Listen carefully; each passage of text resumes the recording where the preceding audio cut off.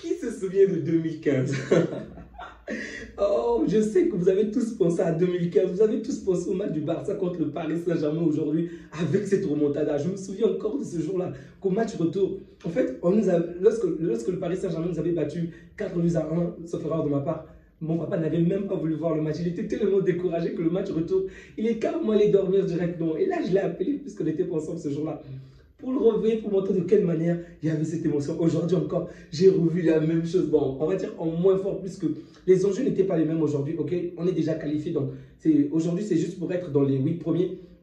Mais l'atmosphère était pratiquement la même. Vraiment, ce match avait commencé d'une mauvaise des manières, vraiment d'une manière tellement catastrophique. Mais la manière que ça se termine, depuis longtemps, je n'ai pas vécu une pareille remontée. Vraiment, la remontada de 2015 a été faite aujourd'hui, mais d'une manière tellement bonne. Vraiment, les amis, je viens de passer la plus belle soirée de l'année 2025, vraiment. C'est la plus belle soirée jusqu'à cela, la meilleure des soirées. Même face au Real, l'atmosphère n'était pas la même. C'est vrai que les enjeux étaient peut-être même plus importants, mais ce match-ci, c'était catastrophique. On avait commencé d'une manière tellement pitoyable, ignoble. Mais là, on est gagné de cette manière face à cette équipe du Benfica. Je suis choqué, je suis sous le choc, les amis. J'ai crié à plein de voix. Pendant le match à la fin, je suis allé cracher. J'ai carrément saigné dans la gorge, vraiment. C'est pas possible qu'on ait gagné ce match-ci. Lorsque tu vois toutes les erreurs catastrophiques que Chesney a fait aujourd'hui, punaise, comment est-ce qu'on a gagné ce match? Comment? Oh, j'aime ce club. Oh, j'aime ce club, vraiment. J'aime ce club, vraiment, j'aime ce club. Visca Barça, vraiment, c'était pas facile. Je n'y croyais plus, je n'y croyais plus. On y jouait tellement mal et l'adversaire a réussi à nous marquer 3 buts. Mais qui est-ce qui avait réussi à faire ce genre de choses contre le Barça? C'est Mbappé de 2021 pendant le Covid qui avait réussi à marquer 3 buts. Aujourd'hui, on a un joueur qui a réussi à nous mettre 3 buts. Bon, évidemment, Chesney est en grande partie responsable, mais j'étais déprimé, vraiment déprimé. Pendant la période de pause, je n'en pouvais plus, les amis, je n'en pouvais plus. Waouh! Les amis, on a gagné. Non, on a gagné ce match. Donc, dès le début du match, on se prend un but, ok? Un but vraiment rapide, ils étaient vifs, on n'a vraiment pas tenu le coup. Ils nous marquent le premier but, ok? 1-0 aux alentours de la 3e minute. C'était vraiment un coup sur la tête parce qu'ils ont commencé à presser, comme ils le disaient, comme leur coach l'avait dit qu'ils devaient garder leur système de jeu, presser, aller vraiment de l'avant. Et ils ont vraiment fait. Ils profitaient de la moindre occasion pour se longer directement dans notre dos. Plus que nous, on joue très très haut, ok?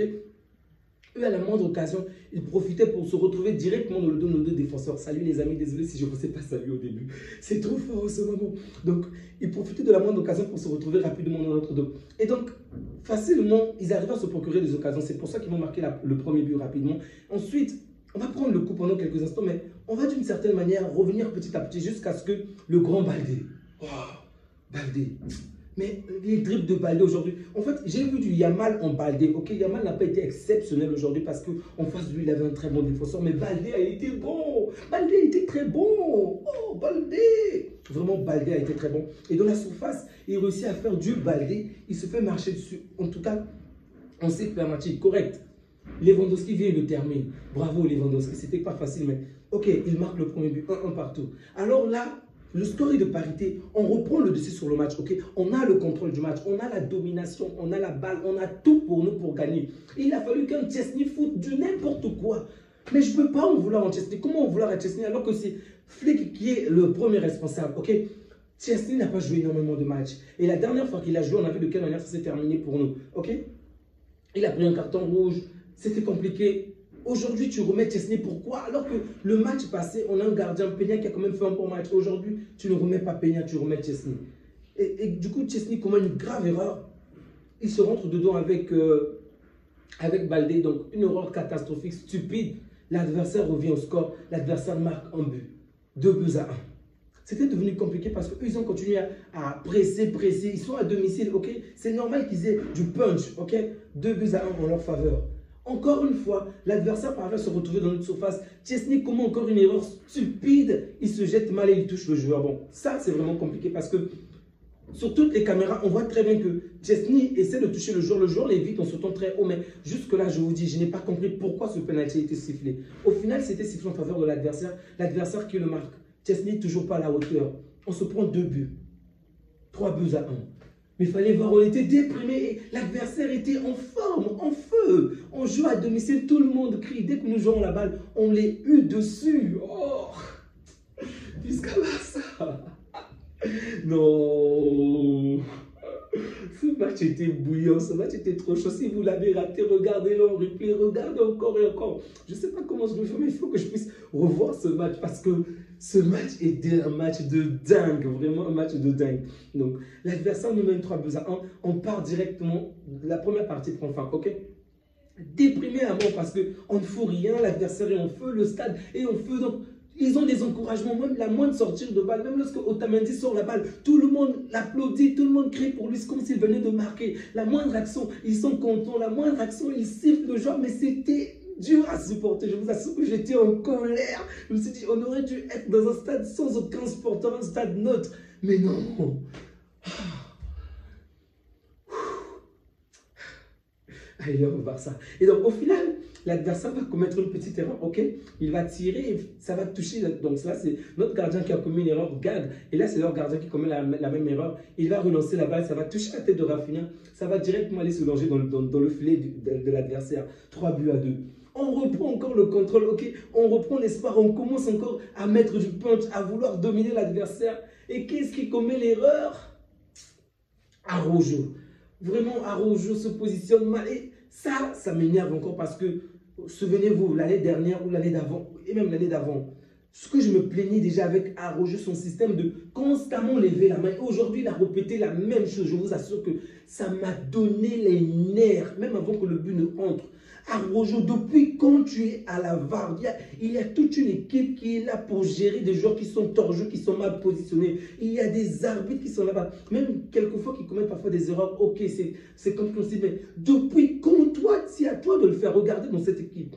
À aucun moment, on voit un seul joueur du Barça se plaindre pour lever la main pour crier qui que ce soit hors jeu. Mais c'est toujours Araujo, toujours Araujo, toujours et il y a toujours. Déjà, je me plaignais de ça avec Xavi, que Araujo n'arrêtait jamais. Aujourd'hui, il revient encore avec ses affaires de lever la main, qu'il est hors jeu. Alors qu'on voit très bien que le joueur est largement, je dis bien, largement bien positionné. Il n'est pas du tout hors jeu, il est très bien positionné. Je ne dis pas que Araujo a fait un mauvais match, non, loin de là. Ce qui m'énerve, c'est qu'il reprend encore ses mauvaises habitudes. Ça, on ne le voyait plus avec nos défenseurs pour se plaindre constamment, lever la main, on ne le voyait plus.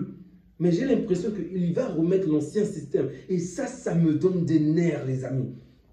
Bref, il lève la main pour vouloir crier hors-jeu alors qu'il n'en avait pas. Au final, c'est l'adversaire qui va récupérer la balle, va vouloir centrer. Et c'est encore lui qui va contrer pour longer la balle dans le filet adverse. Oh, les mains sur la tête, je me suis dit, il a gâché le match. Parce qu'à 3 buts à 2, je me disais, c'est encore possible. On peut avoir un match nul.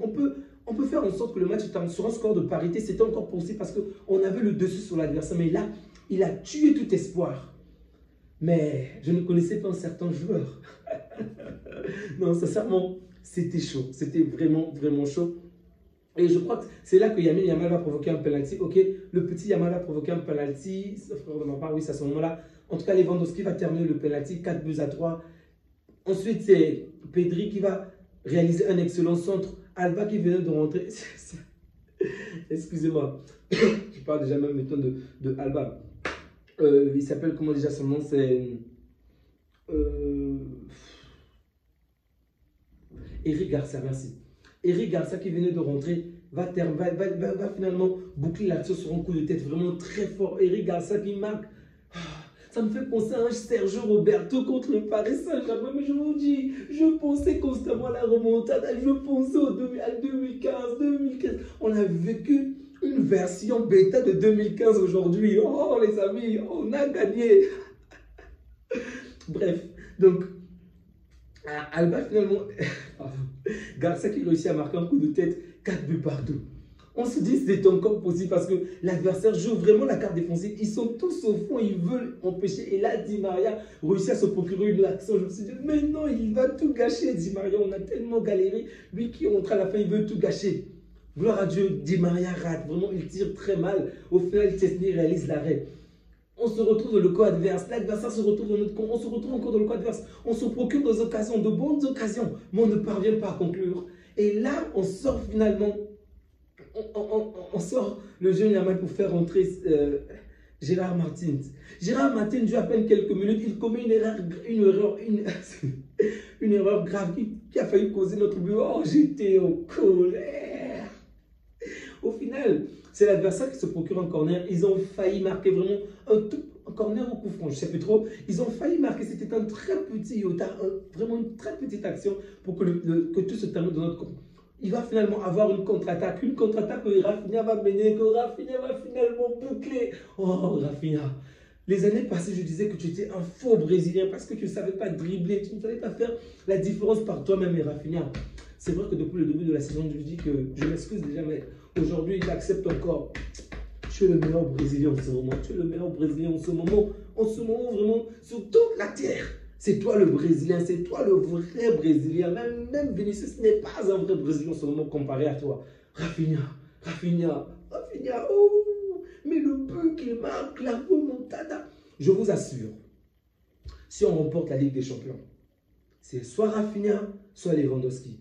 Même si aujourd'hui je donnerai à Rafinha parce que Lewandowski a marqué ces deux buts, deux pénaltys, mais ce que Rafinha a fait aujourd'hui avec ce but, oh!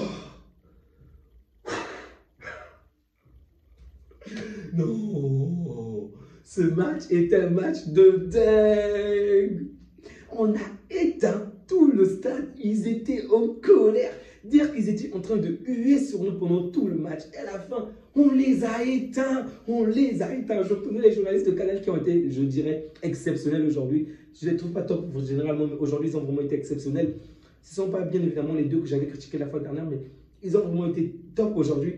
À un moment, il disait qu'il ne voulait vraiment pas que le Barça marque le 5e but parce que ça devait être dur pour les supporters. Et oui, je le comprenais. J'ai beau être supporter du Barça, mais j'ai vu tout ce que ces supporters l'ont fait en tant que supporter.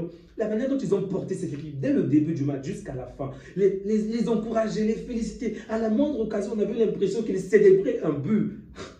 Et à la fin, on les a éteints. Visca Barça, check. Les amis, prenez bien soin de vous ainsi que de votre, que Dieu vous garde. Désolé si l'analyse n'a pas été très profonde en ce moment. Les émotions parlent, ok, les émotions parlent avant tout. Donc, je vais revoir encore les actions cette soirée parce que je me suis régalé. Parce que pendant le match, ce que vous ne savez pas, c'est que pendant le match, je n'arrêtais pas de regarder le classement, ok? À un moment, on est passé de la 2e place à la 3e place parce qu'une certaine équipe, les Leverkusen, menait au score d'Atlético de Madrid. Et merci aux Colchoneros parce qu'ils avaient carrément pris le dessus sur nous. Au final, c'est lorsque l'Atlético va revenir au score 1-1 partout qu'on va redevenir 2e, ok? Et lorsqu'on va finalement gagner, on garde cette place-là.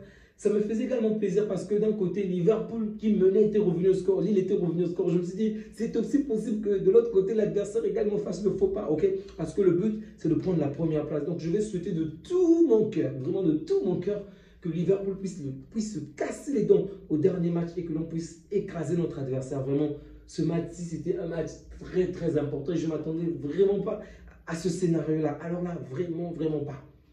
On a gagné, bon. C'était très bon, je vais profiter de la soirée les amis. Profitez-vous également de la soirée si vous aimez la merveilleuse, la belle équipe. Vraiment si vous avez aimé ce match, laissez un petit pouce bleu, ça me ferait énormément plaisir. Prenez soin de vous ainsi que des vôtres et que Dieu vous garde. Ciao!